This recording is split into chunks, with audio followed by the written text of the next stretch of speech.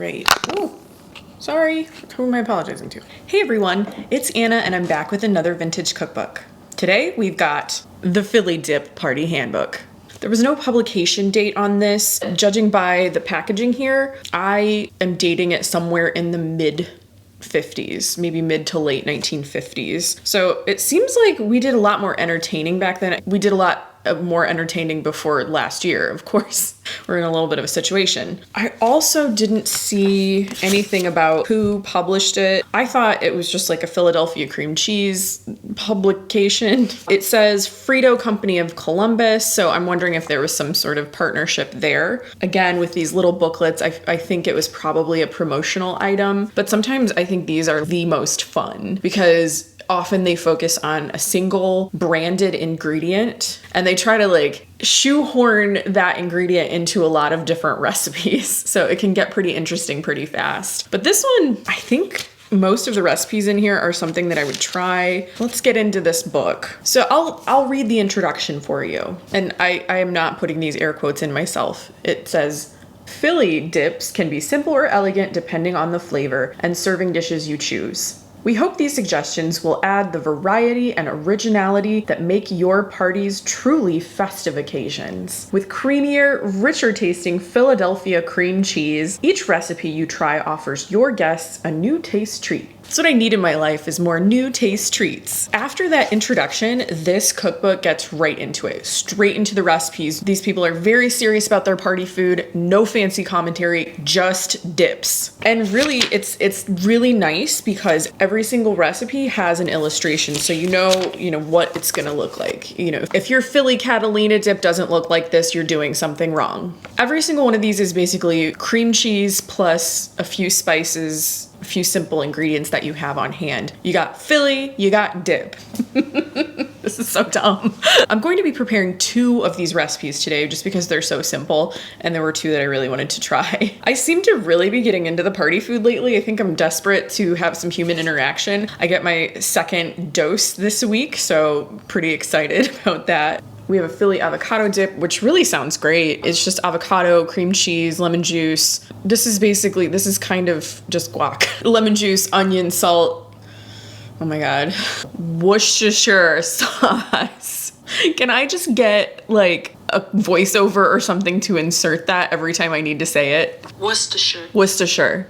This recipe, as many of the other recipes I've chosen, contains Worcestershire sauce, and then you just serve it with potato chips. There are several dips in here that contain like seafood and clams, so unfortunately cannot make those. Ooh, but this Philly crab meat dip one sounds so good. Yeah, I wish I could do that. The recipes that I'm going to be preparing today are on neighboring pages. So first we have Philly dill dip.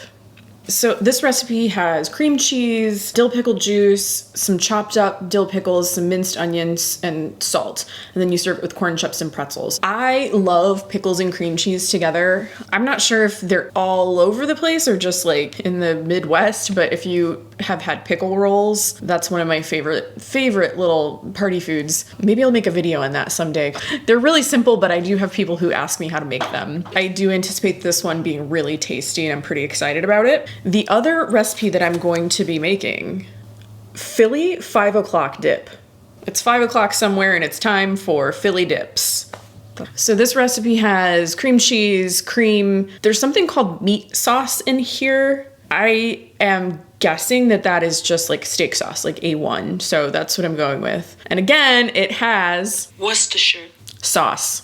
I'm cheating. Some lemon juice, seasoned salt, and then you serve that one with potato chips. Ooh, this one looks really fun too. Philly peppy dip. I feel really silly saying that. So this one has cream cheese, cream, minced onion, the sauce, I'm not gonna say it again, celery seed, and salt. It sounds similar to the one that I'm going to be preparing, the 5 o'clock dip, with just maybe like one ingredient swapped out. The photos in here are pretty stunning as well. This is the Philly ham dip. What a beautiful shade of pink. Ooh. This one is just the Philly party dip, but look, those people are having a very intimate conversation. Tasty chip dip. We got some tasty chip dip. Who doesn't love a chip dip? They're all tasty to me. This is a Philly cucumber dip. Seems like it would be really refreshing. It's, of course, every Every single recipe in this book has cream cheese. That's the whole point of this book. So it has cream cheese, well-drained, finely shredded cucumber. Oh my God, do all of these have that sauce in them?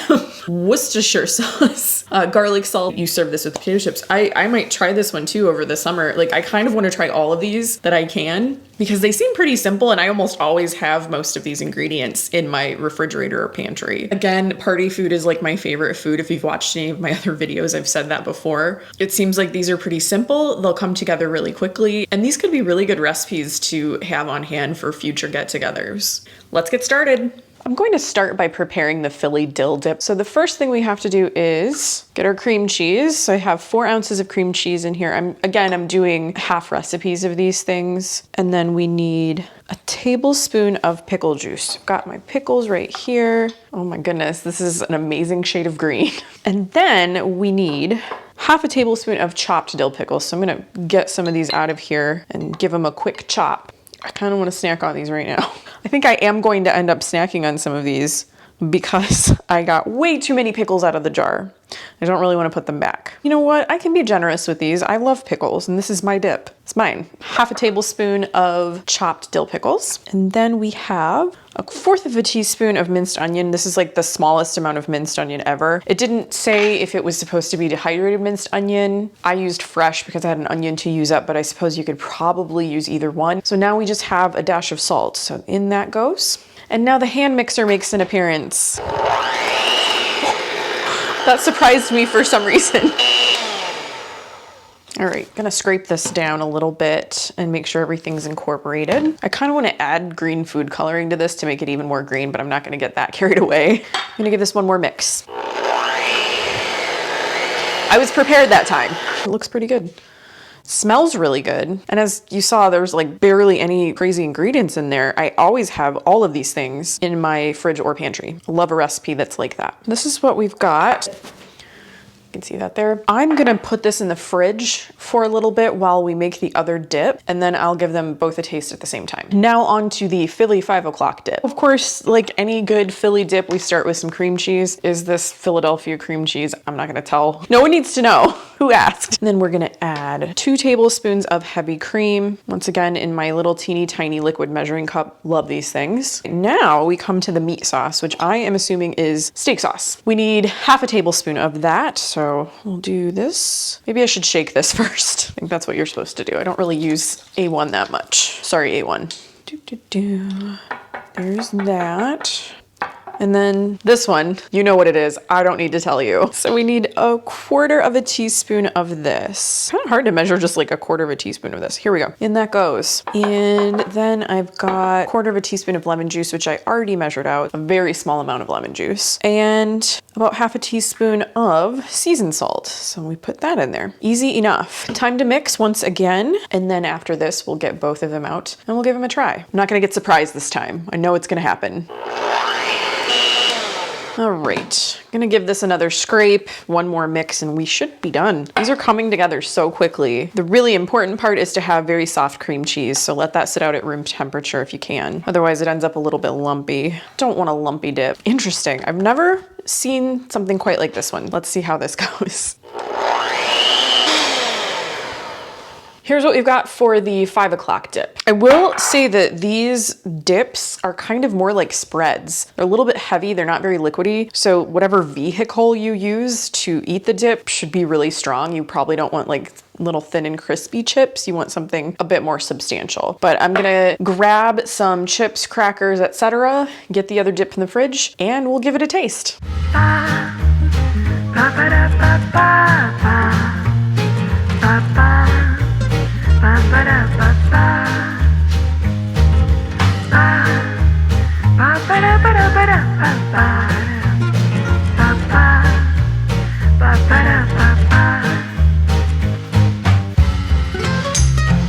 We have our finished product here. According to the recipes, the dill dip is supposed to be served with pretzels and corn chips, so that's what I have here. And then the 5 o'clock dip is served with potato chips. So let's give these a try. I'm gonna start with the dill dip. I only had little pretzel sticks, so I'm gonna like put 2 together to make it a little bit easier. Yeah, these are really thick. I would almost think that you might wanna add a little bit more liquid to them, but let's try it. That's really good. I think it could use a little bit more pickle flavor, but that could just be me because I like pickles so much. Let's try it with a corn chip. These are very substantial and thick, so I think they're gonna be great to scoop this up with. Although a corn chip was not where my mind went when I was thinking about this dip. Okay, I think I like the pretzels with this dip a little bit better than the corn chips. These have a stronger flavor, so they do overpower the very subtle dill in this. The pretzels, they're salty, but they don't have as much like backup flavor. So I think these would be my choice when making this dip. I'm gonna try one more time because it's pretty good. I'm definitely gonna eat this. I think you could add more pickle juice to this, maybe even some chopped fresh dill if you wanted to get like super fancy. If I make this again, I will definitely double, most likely, all of the pickle related ingredients. So let's move on to the 5 o'clock dip. This dip you serve with potato chips. I hope the ones that I have are like strong enough to withstand the heft of this.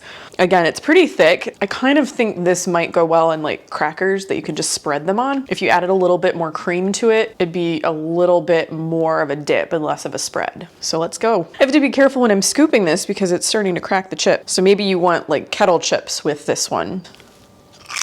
That's unusual. I don't think it's like any dip I've had before. I'm tasting a lot of the steak sauce in this one. There were a lot of salty ingredients in this one, so you could probably cut back on the seasoned salt a little bit. It tastes pretty good though, especially if you, I can't really describe the flavor of steak sauce, but that really comes through in this dip. So if you like that, you would probably like this one. Give it another try. We have so many snacks in our house right now. It's amazing.